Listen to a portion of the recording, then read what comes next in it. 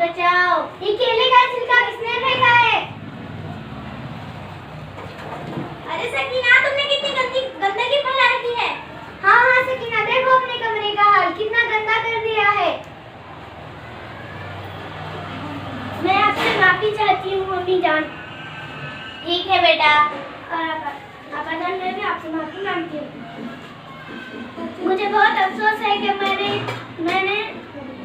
मेरी वजह से तुम्हें बहुत तकलीफ हुई है मम्मी जान।